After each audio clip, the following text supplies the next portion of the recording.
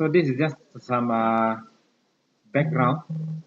It's actually a new standard. That's why it's IFRS 15. Okay, IFRS 15. We have IFRS until now. Examinable one is 16. Okay, no? Sorry? Not hardest lah, but it's the latest lah. More the latest standard lah. Last time IAS, correct? Not IAS. Then why now we have IFRS? Because this is a combination, yeah, of a cooperation between the International Accounting Standard Board with the FASB of US. Okay, so they actually developed one common standard. But the old standard, like IS2, all this still applicable, so no point changing it. That's why you sometimes you see IS, IFRS. Okay, so IFRS 15 is a combination. These are some of the historical fact. So it's actually a combination of IS 18, the old revenue. This is revenue. We got the old one, IS 18. And then IS 11 is the old one for construction. Last time, your FR paper, we have these two different standards, 11 and 18. But IFRS 15 is a combination of these two, basically. Under here, yes. Correct. So last time, revenue, okay, I'll give you one example here. When they order from us, we receive PO on the 20th of December. Then we deliver on the 23rd of December PO. This one is a sales transaction, revenue, right? So we receive PO, we deliver the goods, and then we bill them on the 2nd of January next year. And then we receive payment on the 5th. Yeah, invoice. When should I record the sales?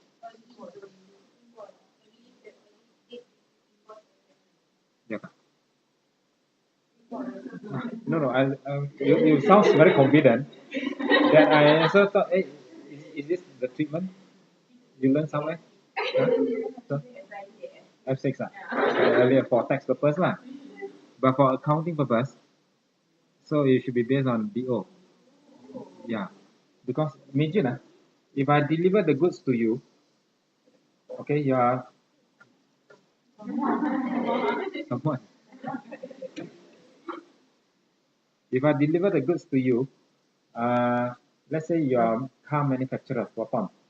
I sell to you tire. So you order from me, I deliver here. Can you use the tire once I deliver to you? You can use the tire, right? So it essentially belongs to you already. Means you have got the control now. So the word that we use there is the control. Okay, so you have the control means you have the right to use the asset now. So I can therefore recognize the sales now.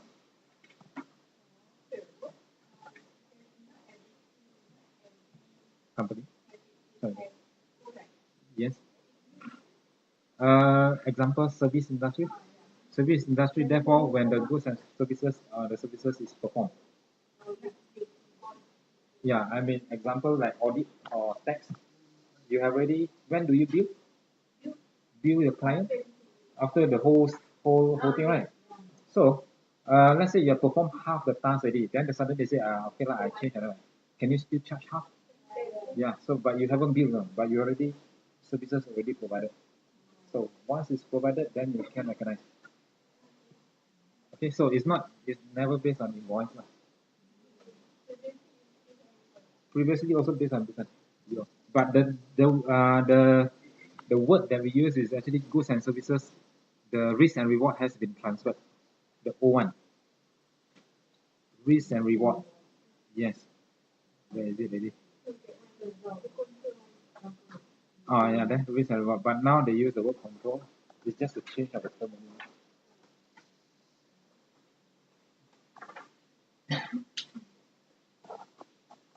Transfer of control. Last time the IS 18 is transfer of risk and reward. But basically not much different. Okay, so it applies to all except for this one, IAS 17, which also changed to IFRS 16. Insurance never in our syllabus. IFRS 9, 10, financial instrument.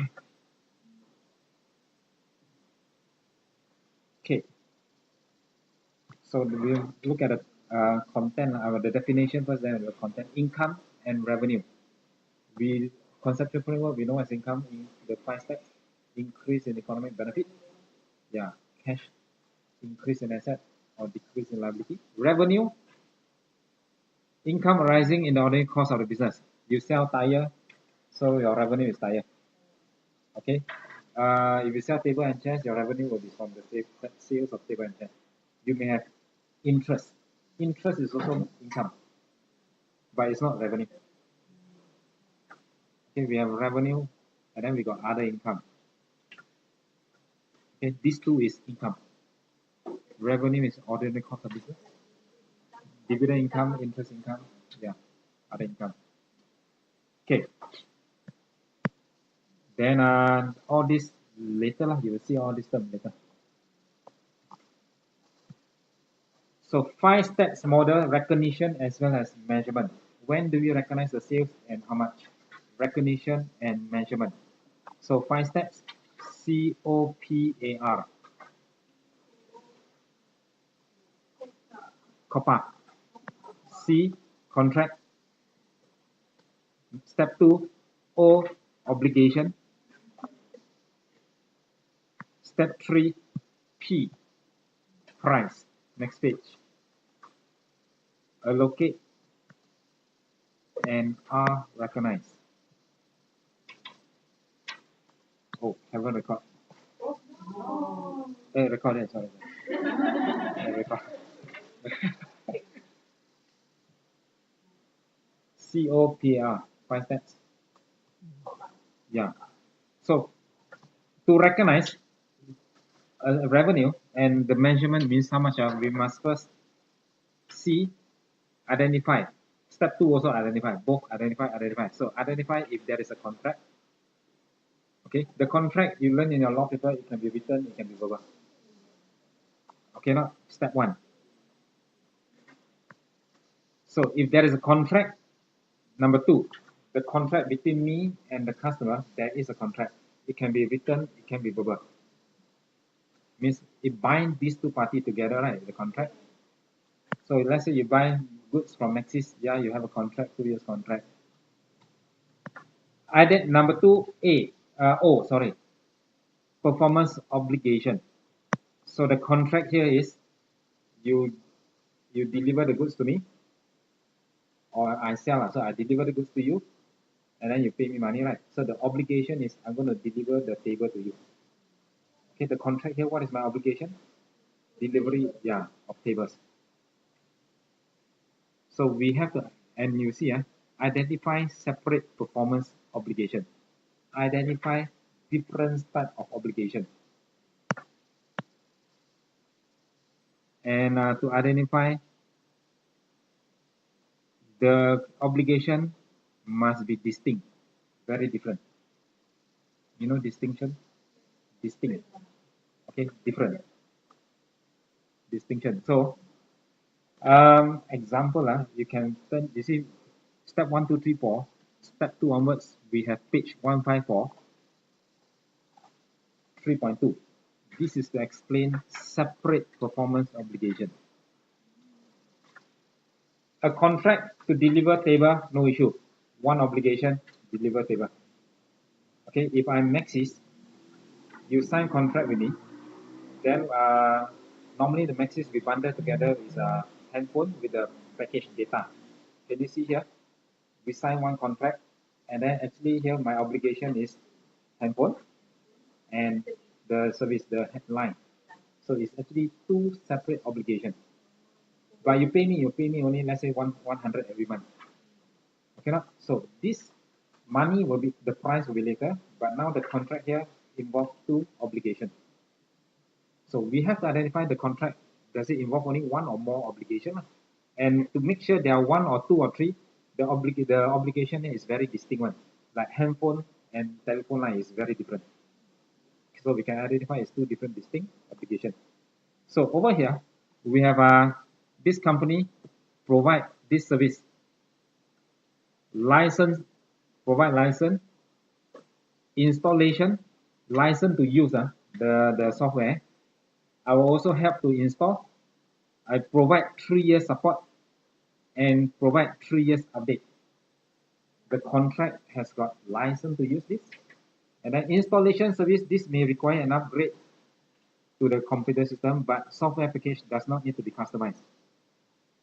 Okay, and technical support for 3 years. Then here, Office Solution is not the only company able to install. Means we are not the only company that can install. Other company can do the installation also. The technical support can also be provided by other company. Number C, this technical support, when we sign the contract for ABCD, actually B can be done by others, C can be done by others, and 3 years update. The software can also still function without the update. Means they don't need us also can be done. But the contract here is 1, 2, 3, 4. So this contract, if you pay me 1,000, is for 1 obligation or 4? It's 4 obligation, done. So is there a contract? Yes. Identify separate obligation. So from this contract here, yeah, license, installation, support, yeah. Then we identify there are 4 performance obligations. Understand? Related again. Okay. So example related. Okay. Now, stated here, how to make sure that it's actually separate performance obligation means it can be sold separately as a standalone. It can be sold separately as a standalone.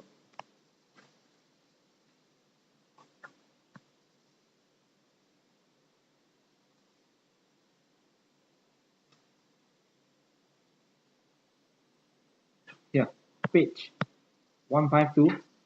It can, if it can sold separately,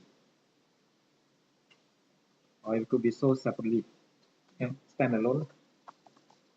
Yeah, just a handphone you can sell separately. The line can sell separately. Okay, number 3. Earlier we have the contract, and you got 4. Let's say the contract is worth 1,000, and just now the example we got A, B, C, D, 4 different obligations.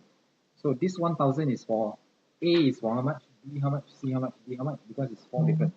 So part 3, step 3, determine the transaction price first. Sorry, this one should be step 4. Step 3 first, transaction price, how much? Okay, so if it's very straightforward, 1,000, okay lah. Fix 1,000 contract price every month, 100, 100, 100, 188, 188, no issue. But sometimes the transaction price can be a variable consideration. Fixed, no issue. Variable consideration, example, 1 unit is $10. But you buy more, you buy from me 100 unit. Okay. Any subsequent unit, it will be just now $10 1 unit. Any subsequent unit, it will be $8. It's like an incentive, but so now my selling price is not fixed, variable, and we have a variable consideration means we have a condition attached, which is 100 unit. Then subsequently the price will change. So we have to determine the price. Understand? So we have an example here determining the price.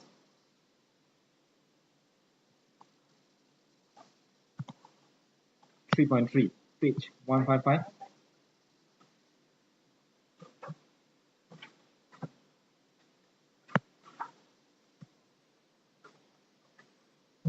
And to determine the price involve a lot of judgment. How? Here. Tablock supply laptop computer to large business. On this date, the company entered the contract with Trilco. Yeah, there is a contract. And under which this company was to purchase laptop from us $500 per unit. So the obligation is laptop. Contract, step 1. Step 2, identify separate obligation, just one only, laptop. Step 3, determine the price, the 500. Step 3, 500. However, you continue. The contract states that if Trilco purchase more than 5 in the year, the price will be reduced retrospectively to 450. So 500, 500, 500. If you buy more than how many units? Also 500 units. So you buy extra 1 unit, what happened to your selling price? 450. Is it 501 unit or the original 500 unit also got discount? Yeah, over here they mentioned retrospectively. The first 500 also got discount. I mean, yeah, but normally no such thing, right? Okay, but here the question says so, retrospectively. Okay, if I buy 450, I make sure I buy the other 660. I make sure I get the discount for the other one. This is the arrangement, retro. So our answer will be based on retrospectively also. So year end is 30th June. So the contract is 1st July and 30th June. A, at 30th September means 3 months only into the contract. Trilco bought 70. Okay. Tab log, therefore, we estimate that this company purchase will not exceed 500. So it's an estimation today. So 30th, having an estimation, they will not exceed. Therefore, they won't be entitled for the discount. And Trilco would therefore not be entitled for the volume discount. So on 30th September, I sold 70. So obligation settled. So 70 times 500, 35,000 sales record. Okay, record the sales. So here, sell 70 for 500 each, 35,000. And more than 500 units got discount. Here they estimate, means they make an assumption it will not be more than 500, so no discount. During the quarter, oops, sorry. During the quarter ended, means another 3 months later. The year end, if you see carefully here already sold 70. And then the next 3 months, Trilco expanded rapidly. Our customer expand and purchase another 250 in the second quarter. Tablock then estimate that the purchase would exceed the threshold. Have they already exceeded? No, but the company expects that they will exceed. So this one earlier we recognized 500, so 35000, and they haven't exceed. By right, we should be selling 500, correct? But we think they're going to exceed, as per the question here. So how? So we're going to recognize 450. How much is the sales here? Correct. Sorry. 112,500. Okay. Then what happened to this original 770 unit? It should be 450, right? So means we already charged them 50 extra. So the extra $50 times 70. So the extra 3,005 sales that we recognized earlier, okay, we now reduce 3,005. So you see here, this is the sales 112,500 for this quarter. But last quarter we overcharged, right? Therefore, we minus out 3,500. So we're going to charge only 109,000 for this quarter.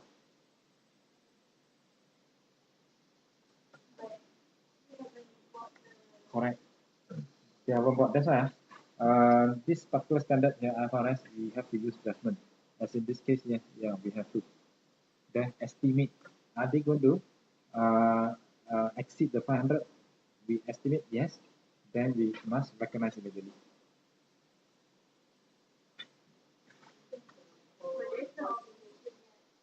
So, okay, sorry, yeah, for her.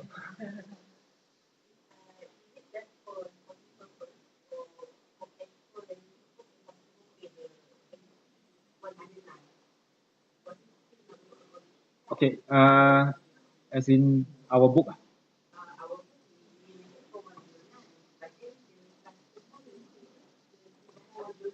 Yeah, yeah, because that's how much you're going to build them. Mm. Because there's the sales that we're going to recognize here in our book sales, therefore the receivable. Yes, obligation. No, no, the obligation is to, they will buy from us, they'll pay us money, and we will give them the goods. So we give them the laptop. The obligation is already there, already delivered. But how much you need the measurement? So the measurement is 109.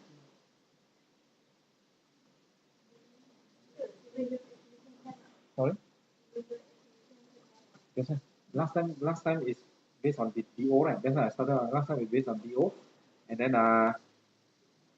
and once you hit 500, only we once you meet, then only we recognize. That's why now we want to be like proactive, we estimate. But if you don't wait until they meet the 500, then you have to go back and you have to adjust a large sum of money. Uh-huh. Then you have to reverse up. As a liability, you owe the money.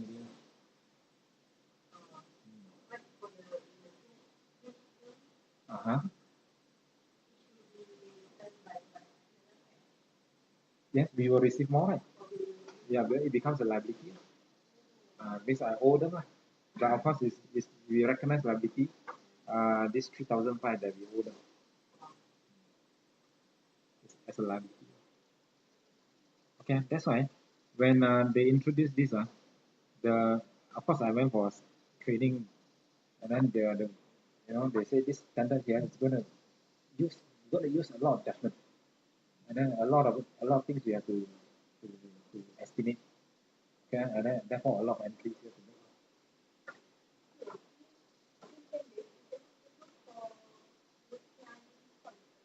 No, no, no. Example, if I sell to you, the contract is to deliver table to you, and the table is $100 per unit. No other additional info in the contract. Means the contract exists, identified. Performance obligation is just one product, which is the table.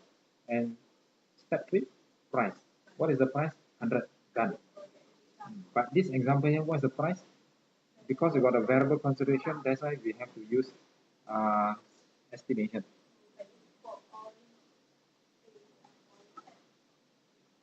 All types.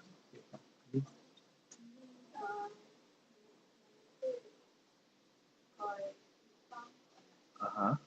Yeah. No, no.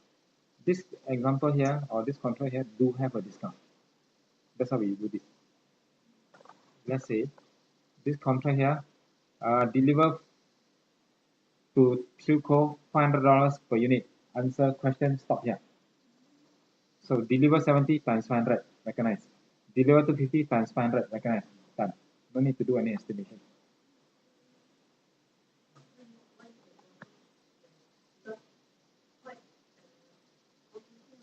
Yes. Correct. Yes. Huh?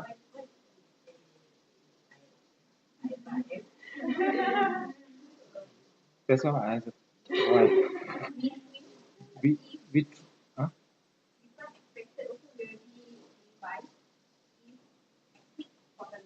Ah. True. Also. That's why we want it to be like proactive. Right at the beginning, we use our judgment. We recognize as in prudence lah. We only recognize what we deem to be our income. Otherwise, you wait until here.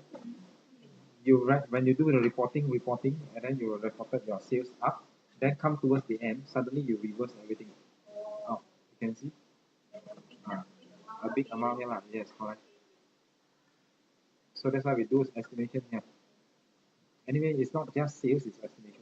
Provision is an estimation, a lot of estimation. Okay.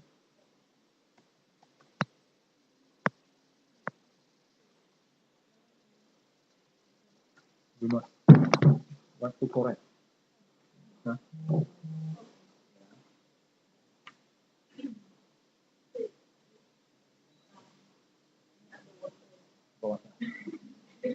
Yeah, your house no water for 2 days, right? 2 days for that, now give you water.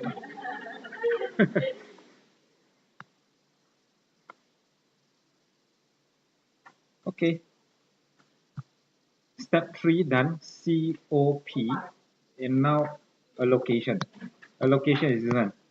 It's based on this example. Assuming this one is A contract, B we have, so C we have this, then O for contract, P is the price fixed. Okay, not variable lah, it's fixed. So now we have the O, which is the 4 example, and then P, the price we have determined. Step 4, allocate the transaction. Allocate. So we're going to allocate this into this here. See, COPAR. Contract. As long as you have the contract, yeah, identify the contract. Then step 2, the O, obligation. So it can be more than one. So we have identified 4 obligations. Step 3 is the P, the price. Okay, assuming it's a fixed price. So then step 4, A, allocation of the transaction price here. Allocation of price to the obligation. Price to obligation. Means this price to obligation.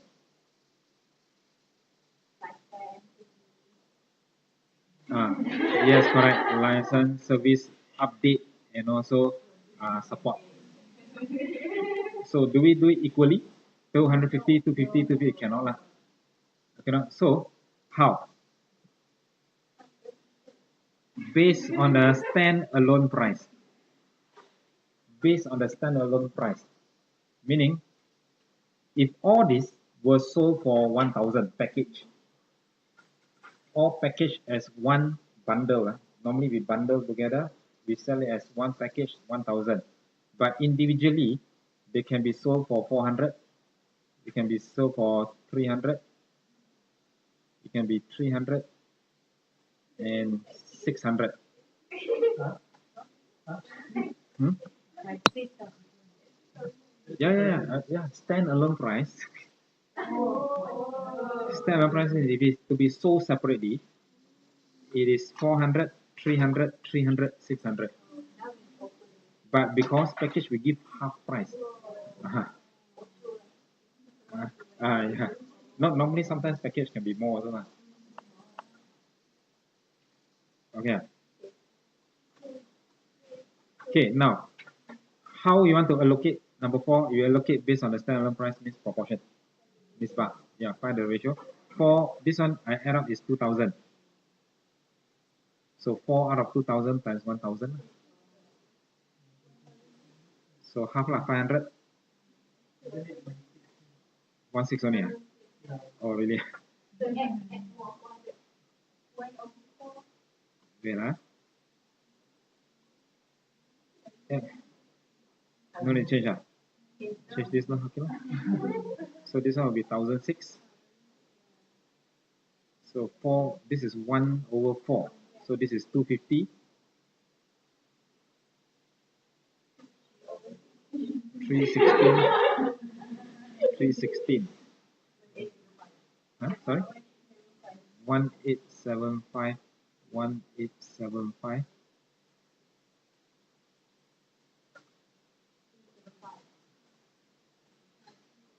3. 0.5. 0.5. 375. Okay. So we're going to recognize the sales for, individually will be this one, 250. Based on the standalone price. How? 400 over 1,006. times 1000.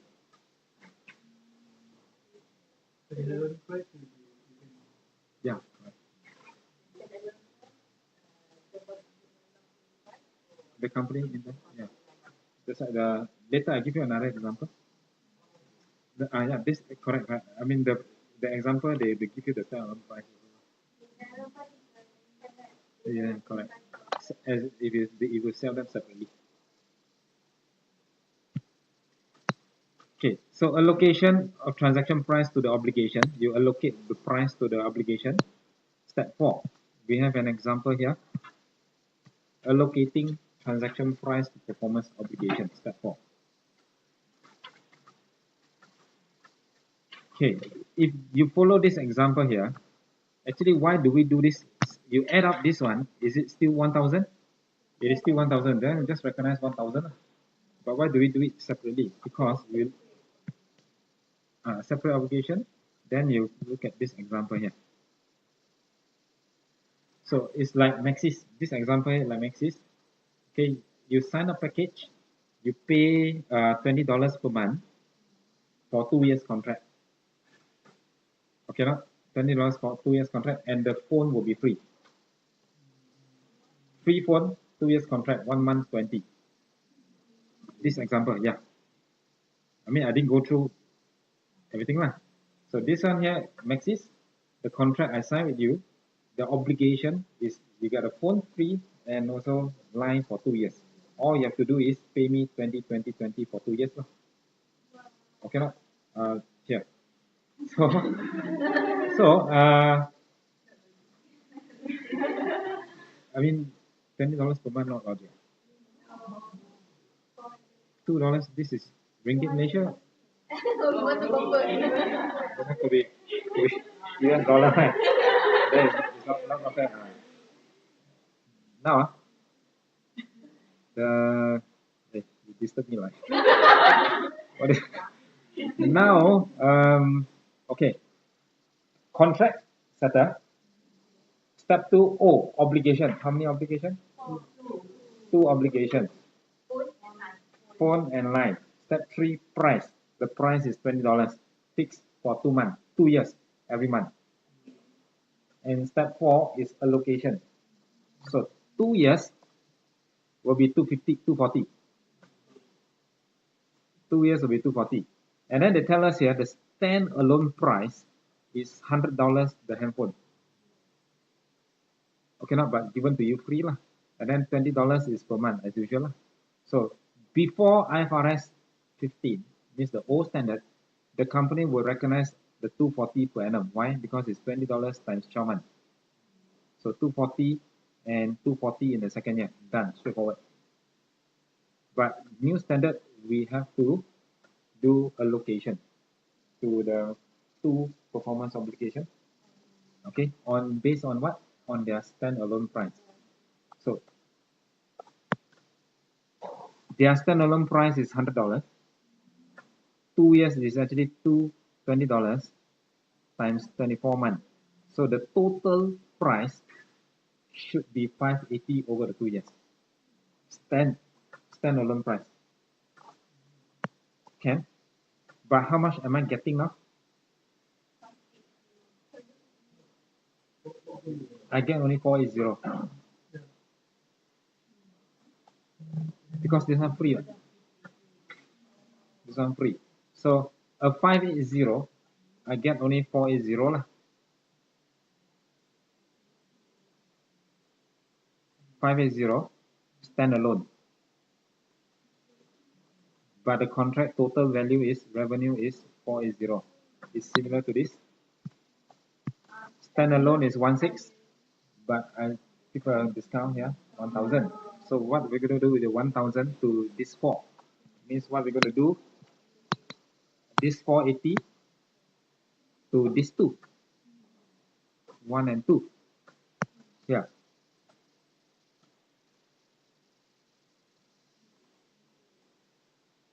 $480, split it into 100 and 480. How? I do this way. This one will be the 480 let's say this is handset, it will be 100 out of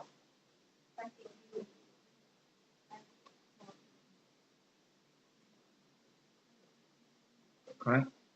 So how this the data contract, assuming data,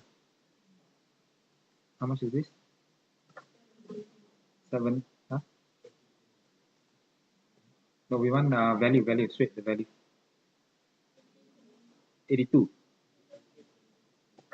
Is it 82? Okay, we follow this one, 82, meaning this one is no, you don't look at this one. You must look at this 398 lah, because if you want to add up it's 480. So we have split the 480, 82 for handphone and 398 for the data. So add up our revenue is 480. Can. So like what we did earlier, we have already split. Now apply to this example here. When you sign contract, handphone given to you today, not? Yes. So the handphone considered sold today. So I can recognize the revenue 82 today. And then this data of 398 is for how many years? 2 years. Therefore, we're going to split into 2 years. So it's actually 398 divided by 2. So this is 1 year. So handphone and data, this year I'm going to recognize 281. The following year, I'm going to recognize 199. Okay. Previously, it was 240, 240. Prior is 240, 240. But now it's 281 and 199. Okay, last time is 2424. Now it's 289, 281 and 199. So you have to split them. Okay, means we recognize the phone immediately, the data split over 2 years. Okay. So once we are split, of course, over we will number 5 is R, recognize. So first year I'm going to recognize 281. Second year I'm going to recognize 199. There's a recognition R. Once we split, we recognize. Step 5, that one. Recognize revenue when or as a performance obligation is satisfied. So based on our example, we recognize the phone delivered, recognized for the phone 82. The data is over 2 years. So first year with 199. Okay, when the obligation is satisfied. So when Maxis deliver the phone, they provide you with the service, you recognize.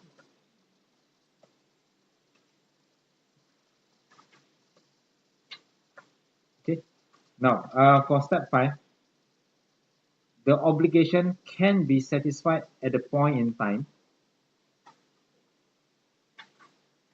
Means just like the handphone, it can be satisfied over time, the data. Over 2 years. Alright. And this one we will bring in the construction over time. Just now is the data satisfied over the time. As we satisfy the obligation, we recognize. As I deliver the data to you, I recognize. And then normally over time we bring in construction, which is the original IS 11. Remember this one is 2 IS combined. Not only that, we got some more additional other requirements. So construction, if I construct, let's say you want to build highway, you ask me to build, you are the government, you ask me to build, the highway will take few years. So the obligation is over time. Okay, the obligation is not like, oh, you buy highway from me, transfer to you. That one is at the point in time lah. But construction is you ask me to construct, it will take a few years. So based on the work in progress, so we're going to recognize based on the work in progress.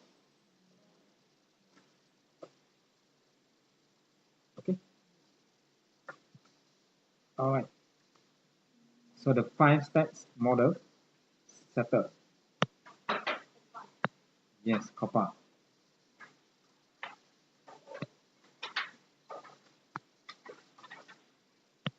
So performance obligations. This one nothing like contract cost. You have contract revenue. You have the contract cost revenue, and then the cost. And what is this? Yeah, cost. Is it okay? This one I just not going through one by one, but basically, when the company incurred here, you can see labor cost,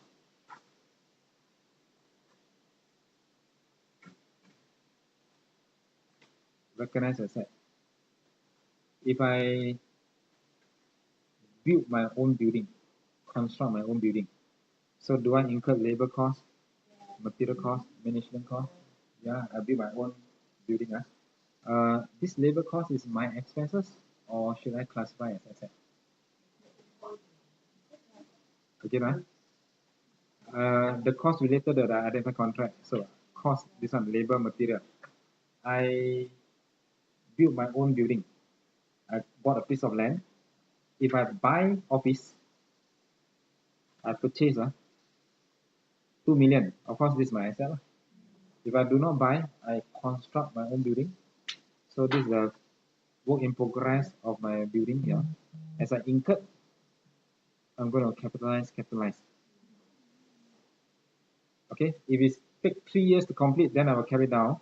Let's say now it's 1 million. I brought down 1 million. I continue to construct, continue to capitalize. What cost do I capitalize? The labor, material, and the overheads are capitalized. Okay, so it can be expenses, it can be asset. Labor, we thought it's expenses, but if it's construction of a different, it will be an asset. Okay, now, so this part here basically can skip. Alright, our first one is on the revenue. Now, performance obligations satisfied over time. Step 5. Step 1 goes COPA R. R is recognized. Recognized this at a point in time and over time. So we will deal with this later. But if it's over time, construction, we got 2 methods. One is output method, one is input method. Output method is a sales method. Input method is a cost method.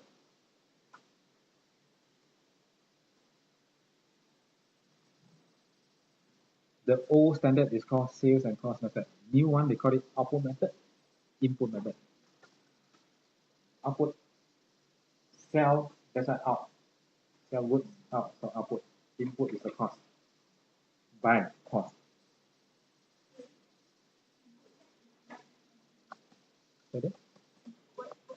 Input. Satisfy over time means you satisfy over a period of time. Like construction. Okay, the construction is 1 million. The construction is 1 million and it takes 3 years. 1, 2, 3. So the obligation is satisfied over 3 years. So in the first year, once you satisfy, we can recognize 1 year. First year, you recognize, assuming 30%. Okay, because it's satisfied over 3 years, so we recognize on percentage of obligation. Satisfied at a point in time.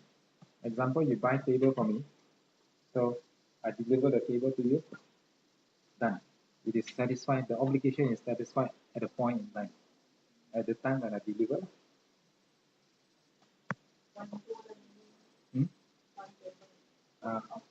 One offer. It can be determined at that point in time.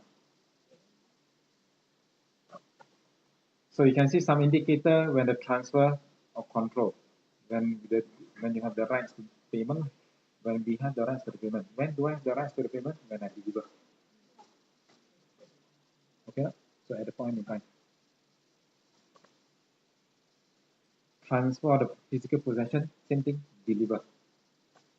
Once I deliver means I transfer already the physical possession. Okay. The customer has the legal title. Legal title is on your property. Yeah, when I transfer the legal title, yeah, you have the control of this property. Okay, so we don't have one for one type of product. It can be table, can be chair, can be property. In this case, property developer, transfer of title, considered so. Okay.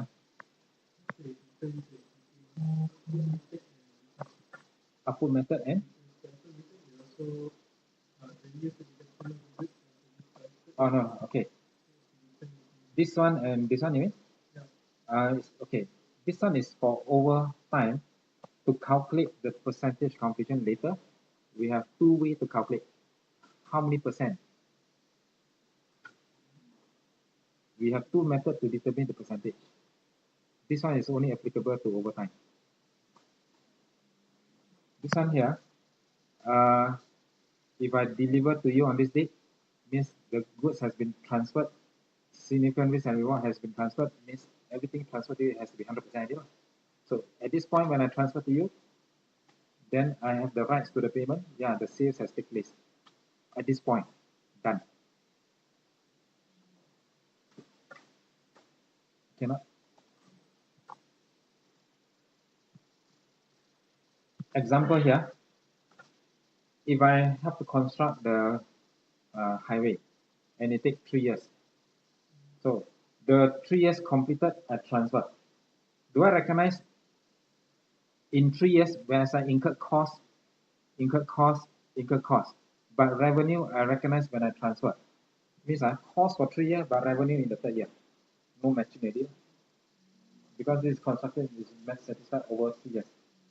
Therefore, what do? I can recognize revenue, because it's over time. Therefore, I can recognize based on how many percent I completed. Then we have a matching. But this one, no such thing. This one, delivered to you, recognize straight.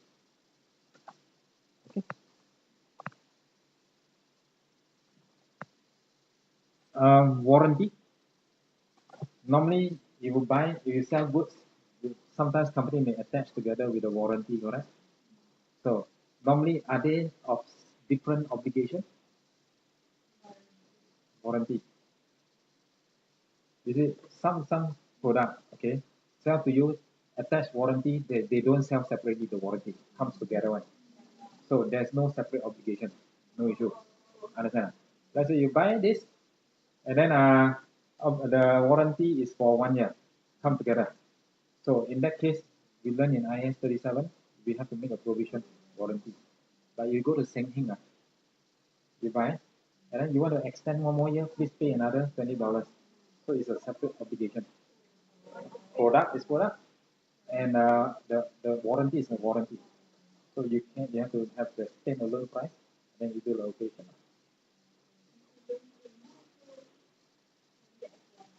Consider come together one, consider as one. Okay. Yeah.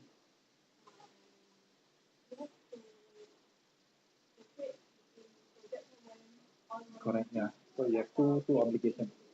You have two obligations. One is the product, and one is the warranty. And then let's say in total is 1,000. Okay, handphone with a warranty, and then you have to okay, this is general individual standalone price how much, and then you do the splitting. No, because they come together already.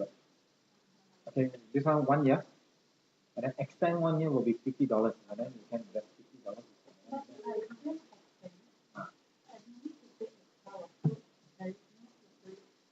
No, yeah, no. If I extend, there will be correct. Why am proportion for the if I extend on that, if I extend on it, yes, correct. Because they are giving you the option to extend or not to extend, correct? So therefore, you see like car. Normally, different company they give you different kind of warranty. And warranty sometimes they include the labor cost and so on and so forth, right? And standard one is 3 years. You want to extend, you can extend 2 years, please pay more. But normally car we don't have no such thing, right? Normally 5 years means 5 years. Okay, they come together. If they come together, then it's considered one maybe. Okay. Seng Heng, you buy different, then we can have two different performance obligations. Understand? Okay, if come together one, means I buy, and then warranty is for everyone, but and we can't differentiate, so we have to recognize the warranty IS 37. Yes, provision. So principal versus agent. Normally in this case here,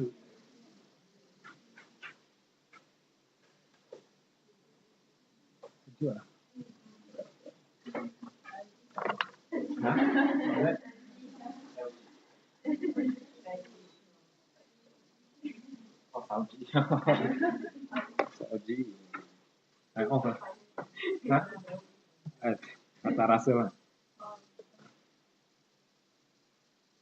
Okay, principal agent, this is you, and you're the buyer here lah.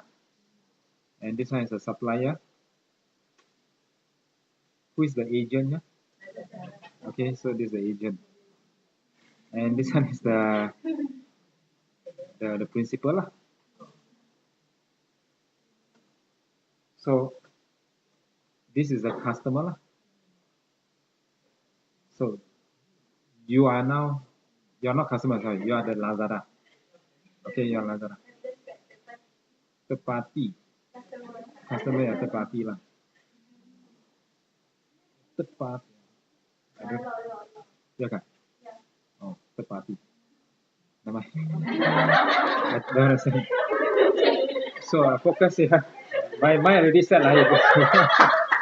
Third party. Three party.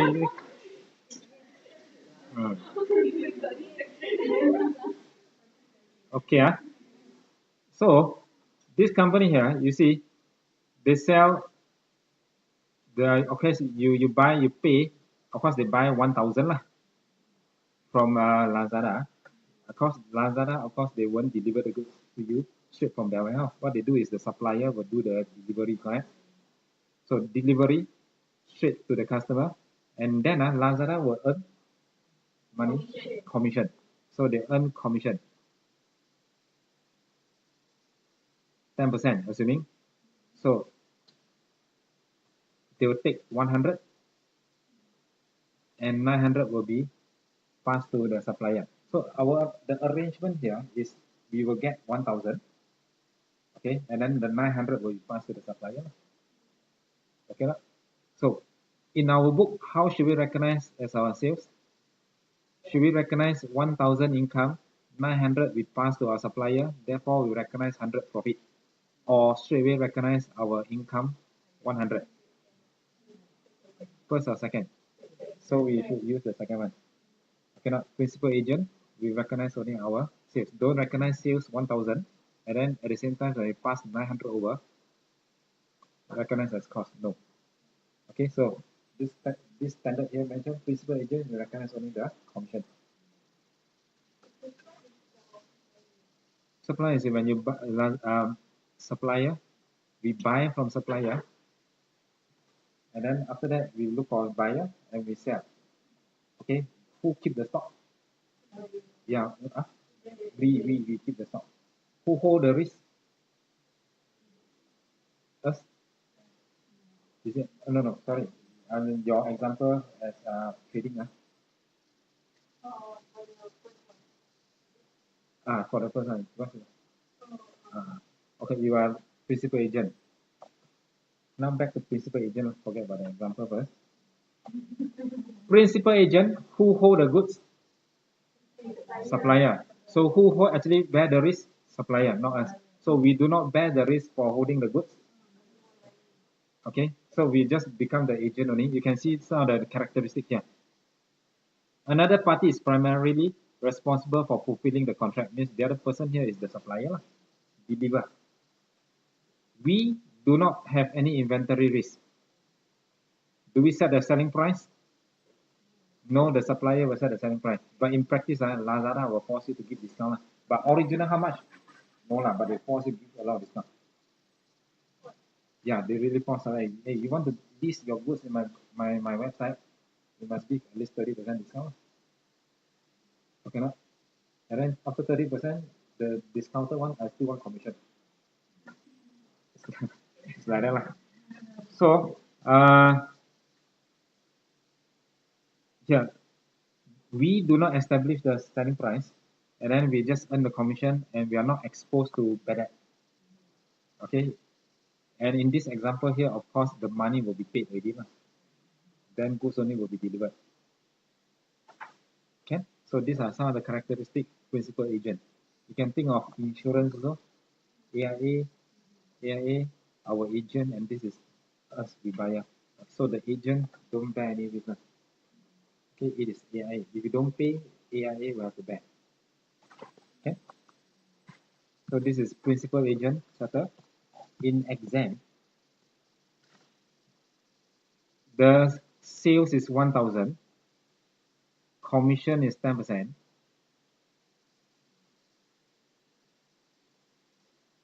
and the company recognized 1,000 and cost 900 in their book, which is wrong. So how should we correct this entry? They reverse how much? Reverse 900, reverse 900, done. So minus. Okay, so here when you reverse correct, sorry, nothing more, that one is another one. 900, so the net amount that is maintained there is still 100, your income, your sales. Okay,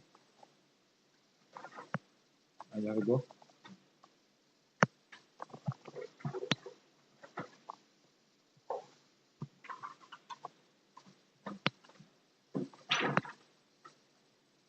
Repurchase agreement.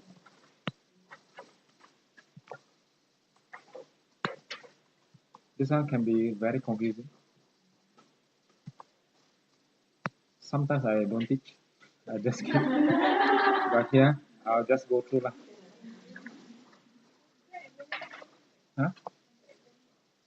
That's why not really lah. I don't know lah. You know MCQ.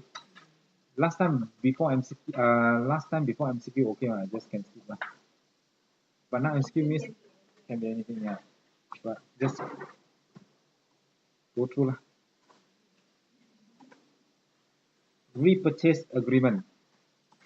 We have here ABC 3 example. So what is this repurchase agreement? Means I sell, and the agreement is I'm gonna can buy back. You look at the video now. Bye. Repurchase agreement.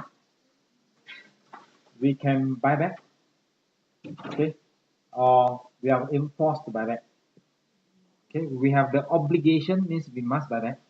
We have the rights to repurchase, is an option. We have the right, means we can choose to buy or not to buy back. This one, entity must repurchase the asset if requested by the seller. So the first one, entity has an obligation to repurchase. We must buy that. Number 2, entity has got the right, means we can choose not to buy that. Number 3, entity must buy back if our customer asks us to buy back. You read, see, can you differentiate that? Yes, correct. It's about buying back, repurchasing. First one, must. Second one, option. Third one, also option, but not our option, their option. Customer's option. So first one is our option, is our obligation, is a forward contract. Okay, in the financial term, we got call and we got put. Heard before? FFM, right? FFM or FFM? For CAT, FFM. Call, normally what we call it, normally we say call to buy, put to sell. Call to buy, put to sell. Call means buy, put, sell. So basically this is buy option, this is sell option.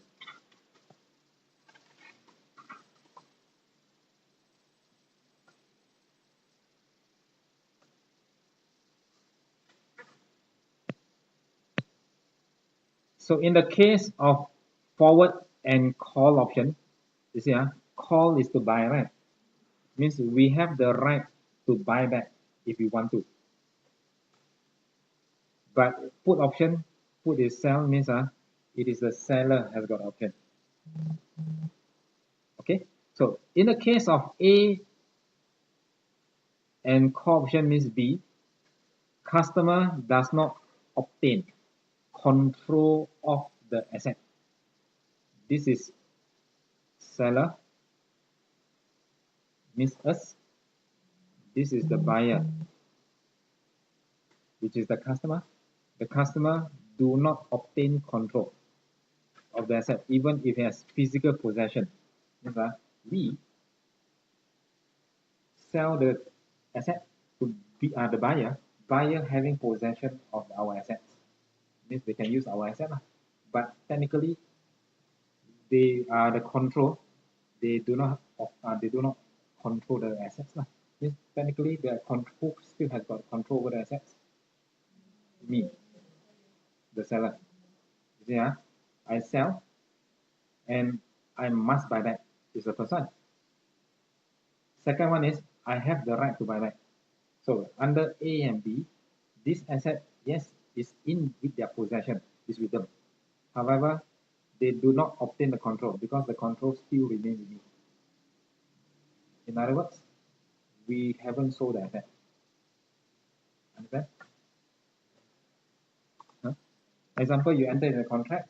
Okay, today I sell to you, but I must buy back from you in the future. So I give you one example here with figures. This one I enough space. Put it here.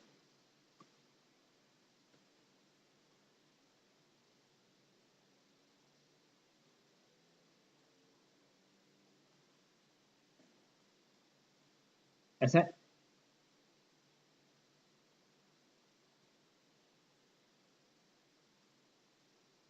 Buyback. I sell to you, I receive money, right? I use another color. So today I receive money from you. 1,000. Okay. And then 1 year later, I agree to buy back. When buy back, I pay you back money, right? So I pay you back 1,001. And this buyback here is A. Forward option means a forward contract means I must buy back. So this A and B here, we look at A, we look at B first. It's a financing arrangement when it's equal or greater. This example here, I buy back, is it greater? Greater. Now you look at the money here. How much I received today? 1,000. When I buy back 1 year later, how much I pay? 1,001. So who has got the asset now? Me. Okay, me, I have got an asset. So basically, when you look at the substantial form of this transaction, it's similar to a loan. I borrow 1,000 from you. I pay back 1,001. Okay, so this is actually a financing arrangement. Okay, in which the asset is actually used as a security. Understand? It's much a mortgage. Yes, right. So, by applying substantial form, this asset here should not be de-recognized. Means I should not recognize a disposal. I should recognize it as a liability, a financing arrangement. Okay. Can. So, yeah, please. So A, B, as long as you sell buyback equal or above, it is a financing arrangement. Take it as a liability, the 1,000. Don't recognize as a disposal for 1,000, but recognize as a loan 1,000. The 100 will be your interest. No disposal. Is a liability, correct? So if the question says, yeah, the company has recognized the disposal, don't reverse the disposal.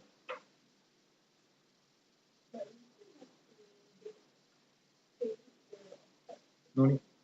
You credit the liability. It's a loan. You debit bank confirm already, debit bank.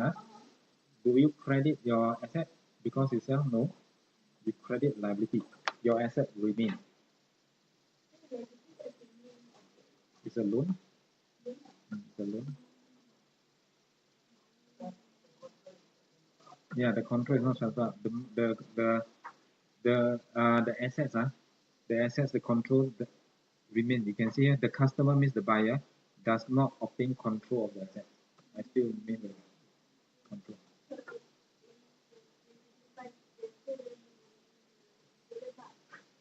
In this case, the $100 is the interest. 1 year later, I need to pay back the 1,000 liability. But I pay 1,001 means the 100 are charged to interest finance cost.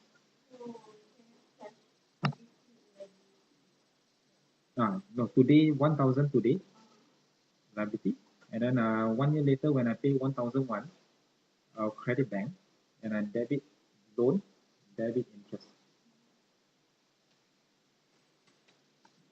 Yeah.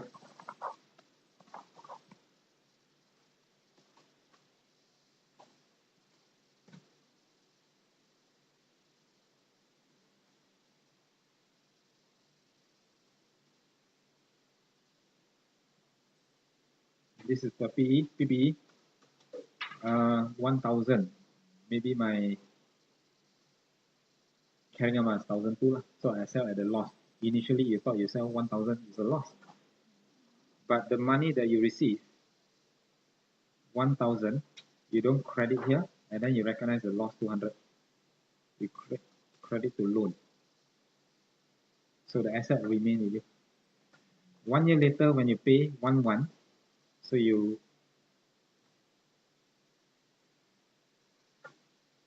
credit 1,1, you debit 1,000, pay back the loan, and then the interest will be 100. Okay, so the asset remain. No, the asset we don't touch. It's not a disposal. But the exam question normally, we have already recognized the disposal. So, and we therefore recognize a loss on disposal. Credit and debit here. So, it's actually a loan. Therefore, what is our reversal entry? We debit back the PPE. We credit loan. We credit loan, and we credit the loss. So suddenly your loss on disposal means your expenses will be reversed, so your profit will increase. Reversal of your loss. Okay, normally the question will ask you to reverse. Okay, what happens if it's here below?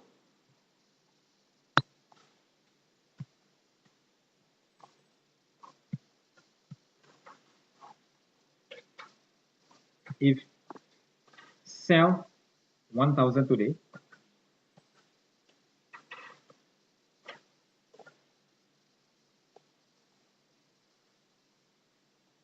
seller, buyer, asset, and you receive 1,000, you pay back below the original price, 900.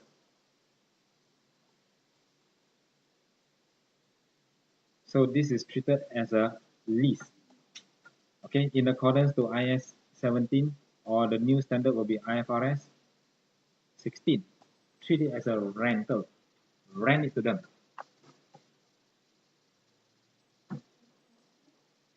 16. Lease. I received 1,000 today. So the asset is with them. I sell to them 1,000. So I receive the money today, 1,000, and then I give them the car. So they have the car. 1 year later or months later, I buy back, I give them 900. So who make money? Who make money? I receive 1,000. This arrow here is the asset. So I receive 1,000. Then later, I'll pay 900. So I take net 100. So it's actually a rental. I rent them the car, they pay me 100. It's actually a leasing. Lease is rent. Okay, first we understand the word here, lease. Lease is like I lease the car to you, I rent the car to you. Okay, so if I sell below, I repurchase below the original price, it's actually a rental, car rental. I rent the car to them. For how much? $100. Okay, they use my car, they pay me $100. Cannot? Done. We make profit because we rent the car to them.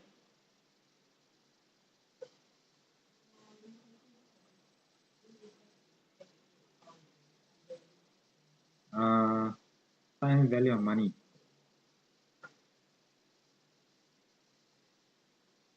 You see, I'm thinking never no question on this one. Let me think of the concept. Time value of money. If this one repurchase, if it's more than 1 year, you may have to consider time value of money as for the interest, especially. You know, amortized cost. Then it becomes very complicated. I'm not sure even SBR they ask this or not. Okay, no? But for this one, confirm no, the concept only. Okay? Yeah.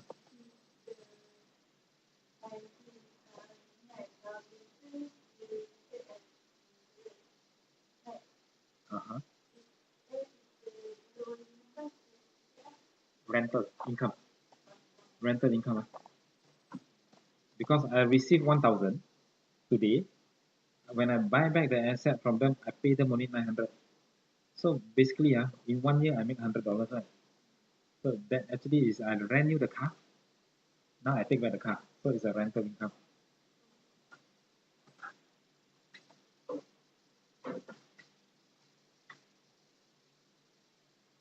Okay.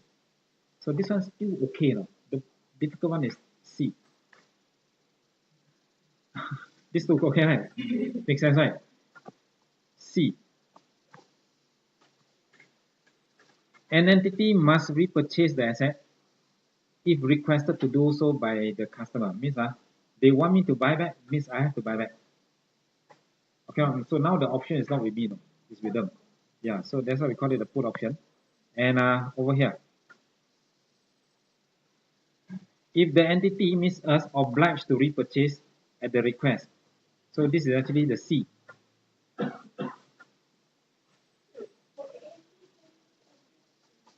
A and B can use either one. No. It depends on the contract. Is this one above or below the original price? If it's above, it's a loan. If it's below, it's a rental income. It depends on the repurchase price.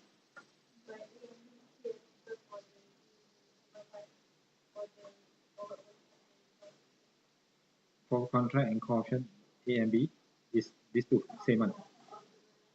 Yeah, same. C will be different. Yes, that's why A and B. A and B. Take note. This A and B and this A and B is different. Okay. This A and B is for these two A and B. And this one is for two different scenarios. And this is C. You may want to change this to 1 and 2, then it will be clearer. So we have A, B, and then we have the C.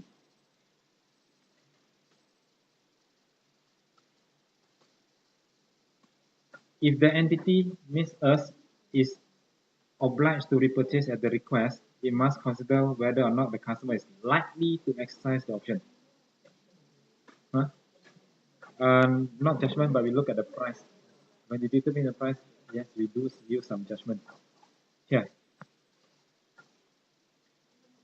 if the repurchase price is lower than the original, and it is considered that the customer do not therefore have significant economic incentive, no significant incentive to exercise, the contract should be accounted for as a sale.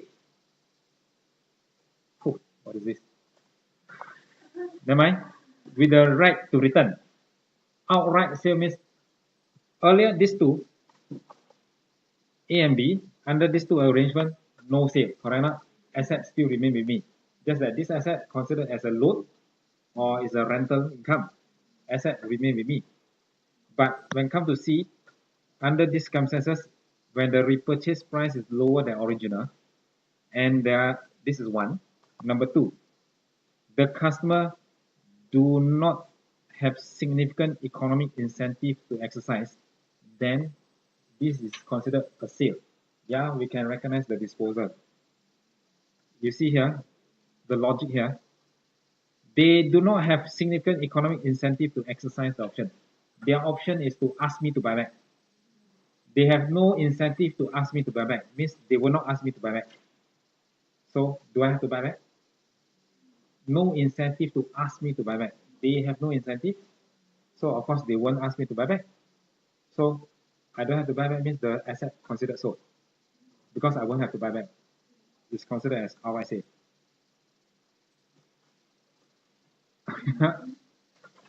If customer is considered to have significant economic incentive, means they have incentive to ask me to buy back. The entity shall count the agreement as lease. If the repurchase price is greater, so this one, repurchase price is lower than original. Later probably we draw a diagram lah. This one is repurchase price is greater, more. Greater or equal lah.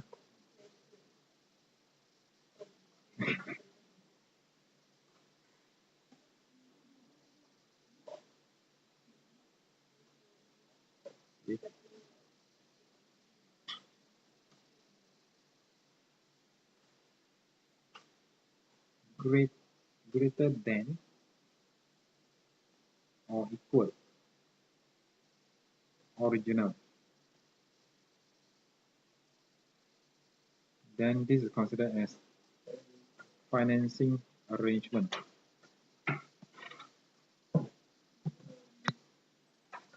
You look at this one first. We settle this one, then we settle the top one. The seller, we are the seller. The buyer. Sell asset. Or I put this way. Seller asset, okay. Sell how much? 1,000. So I receive 1,000. And then if the repurchase price now, the buyer, if they sell to us, the repurchase price is greater. Sell. Suddenly we are the buyer, right? So we're going to sell, or they're going to sell, we're going to buy at 1,1. So this one here is similar to this example. It's a financing arrangement. Greater. Okay, no? Now, you see, when we agree, of course, this one, whose right is that? The right is with the seller. Okay, I mean, in this case, the customer lah. When they buy 1,000 and then they can sell 1,000, confirm they will sell, right? The arrangement confirm they will sell. That's why they never say whether got economic, do they have significant economic incentive or no incentive. In this case, confirm got incentive. Confirm they will sell. So confirm this is definitely a loan.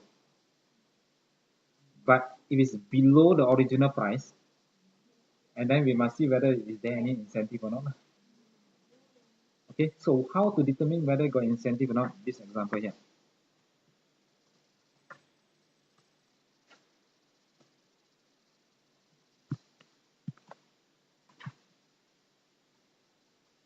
Next page, 4.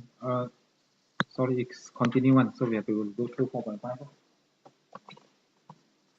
So this is a forward contract with call option. This is a contract with call option means the B. Then we have to determine is it above or is it below. Entity entered the contract with a customer for sale of tangible asset on this date for 1 million. We enter, we're going to sell 1. The contract include a call option. Means we have the right to whether to buy back or not to buy back. That gives the entity the right, okay, to buy back 1.1. This means the customer does not obtain control. Correct? We have a right to buy back. So because the repurchase option means that is limited in its ability to use or obtain benefit from the assets. Okay, the control has not been transferred, so don't de-recognize the asset. So this is it above or below? Yeah, the repurchasing is above, so it's a financing arrangement because it's above. Therefore, the 0.1 is treated as expenses, interest. Okay, if on this date the option lapse unexercised, customer now obtain control of the entity would de-recognize. Okay, and recognize the revenue of 1.1 means you recognize means considered sold already, the asset. Considered sold if you decide not to exercise. Yeah, but that one will be 1 year later. Assuming this is a 1 year contract, sell today, agree to buy back 1 year later, but we decided not to buy back because this is B. A must buy back, B up to us. So we decide not to exercise, means the asset we won't buy back, de-recognize the asset. So how much we receive? We're going to receive recognize the revenue of 1.1.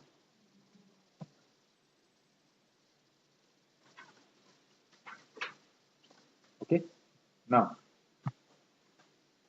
contract put option. Put option is C. C, we see whether original price is it above.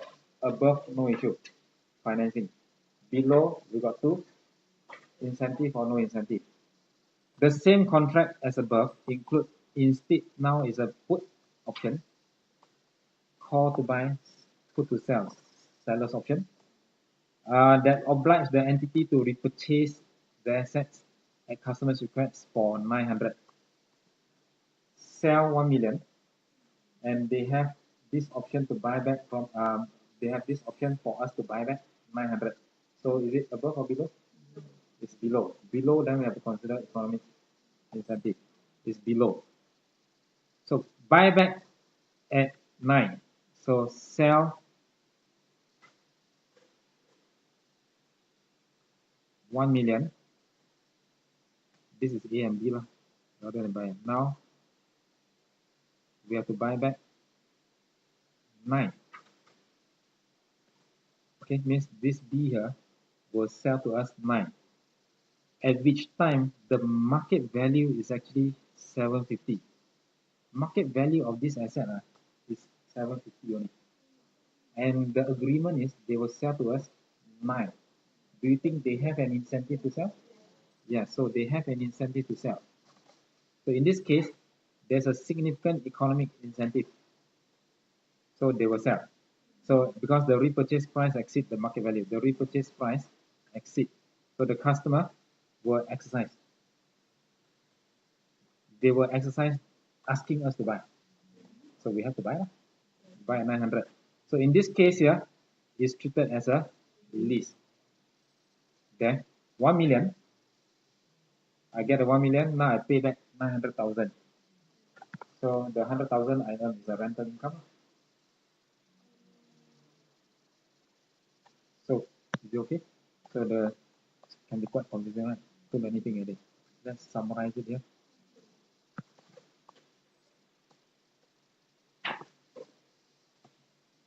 Haven't done before, or done before lah, but I keep forgetting lah. Let's do it. What would we consider? Forward. Call option. So what do we consider first one? Price. So repurchase is above.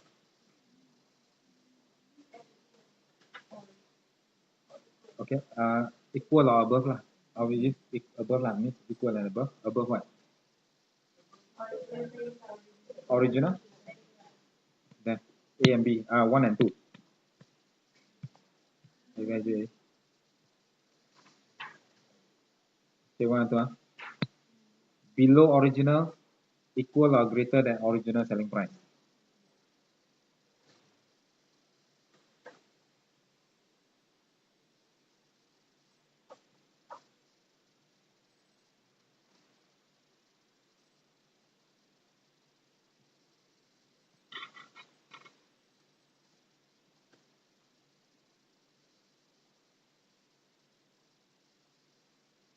Forward or call option above original selling price, below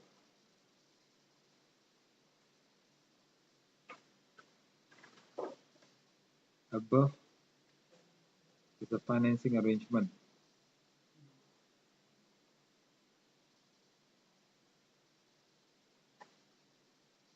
This one is a lease.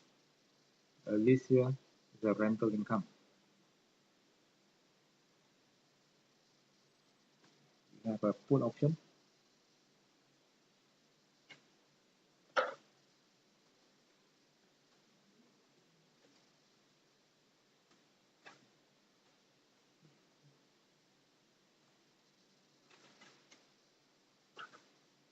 Financing.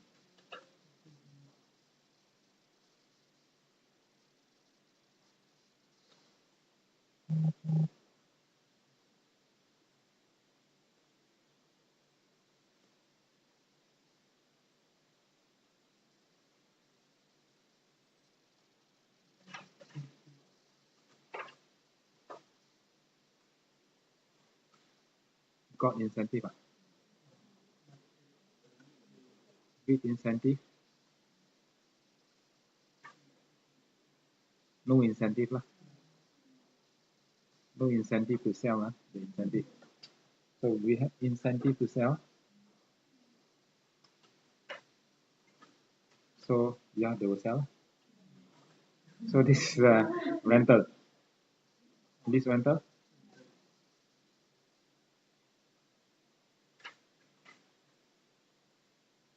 No incentive to sell means we don't have to sell to us means we don't have to buy. It's a outright sale. Outright. Yes, correct. Huh? Do you recognize? Yeah.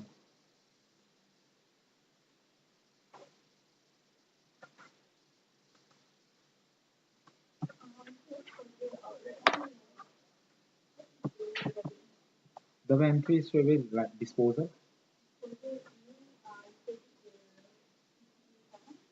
Yeah, for whatever amount. Debit cash and then we recognize the gain or loss.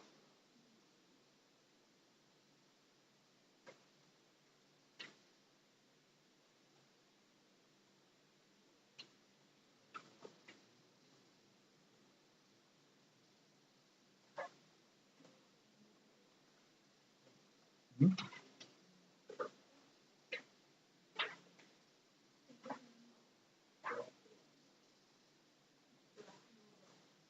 Yeah. You're asking what you want.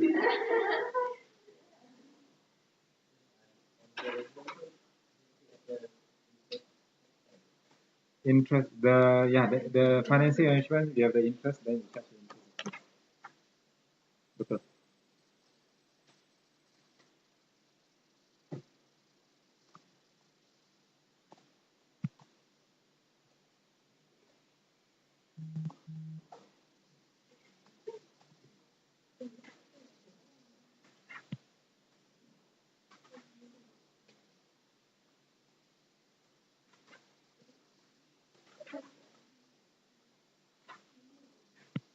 Yeah.